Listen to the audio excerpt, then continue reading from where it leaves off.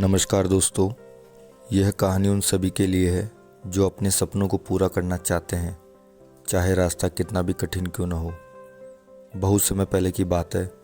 हिमालय की गहरी घाटियों में एक प्राचीन मठ स्थित था।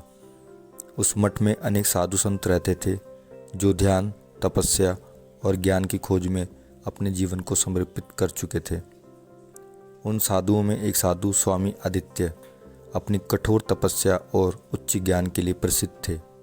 स्वामी आदित्य का जीवन सादगी से भरा था।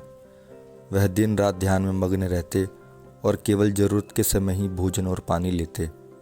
उनके तप और ज्ञान की चर्चा दूर दूर तक फैल चुकी थी। एक दिन एक युवा व्यक्ति जिसका नाम कबीर था, मठ में स्वामी आदित्य से मिलने आया।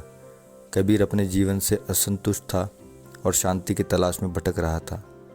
वह स्वामी आदित्य के पास पहुंचा और उनसे पूछा, गुरुदेव, मुझे जीवन में शांति कैसे मिलेगी? मैं बाहरी दुनिया की उलझनों से तंग आ चुका हूँ। स्वामी आदित्य ने शांत स्वर से कहा, शांति तुम्हारे भीतर है, लेकिन तुम उसे बाहर ढूंढ रहे हो। साधना की शक्ति को समझो। जब तक तुम बाहरी चीज़ों से मुक्ति नहीं पाओगे, शांति नहीं मिलेगी। कबीर ने पूछा, लेकिन गुरुदेव, मुझे यह कैसे समझ में आएगा? क्या साधना ही इसका मार्ग है? स्वामी आदित्य ने मुस्कुराते हुए कहा, साधना केवल बैठकर ध्यान करने का नाम नहीं है। यह तो तुम्हारे विचारों को नियंत्रित करने की कला है। जब तक मन की चंचलता को तुम काबू में नहीं करोगे, तब तक तुम्हारे जीवन में शांति नहीं आ सकती। इसके बाद स्वामी आदित्य ने कबीर को एक कहानी सुनाई। एक बार एक राजा अपने जीवन से असंतुष्ट हो गया। उसे हर प्रकार की सुख सुविधाएं प्राप्त थी, लेकिन फिर भी उसे शांति नहीं मिल रही थी।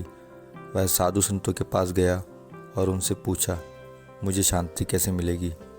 संतों ने उसे सलाह दी कि उसे अपने मन के विचारों को साधना होगा।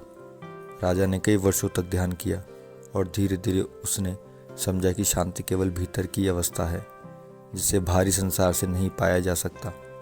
कबीर ने इस कहानी को ध्यान से सुना और उसकी आंखों में एक नई चमक आ गई। उसने महसूस किया कि शांति पाने का मार्ग उसके भीतर ही है और उसे साधना के माध्यम से अपने विचारों को शुद्ध करना होगा। स्वामी आदित्य ने अंत में कहा, सच्ची साधना वह है जो तुम्हें अपने भीतर की गहराई से जोड़ती है।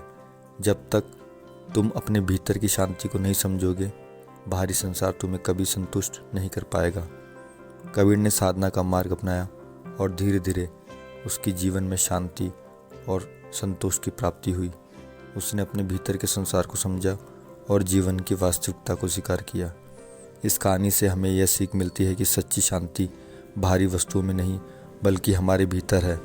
साधना और ध्यान के माध्यम से हम अपने मन को शुद्ध कर सकते हैं और जीवन में सच्ची शांति प्राप्त कर सकते हैं। कठिनाइयाँ जीवन का हिस्सा है, लेकिन सच्ची शांति अपने विचारों और मन को नियंत्रित करने में है। धन्यवाद दोस्तों।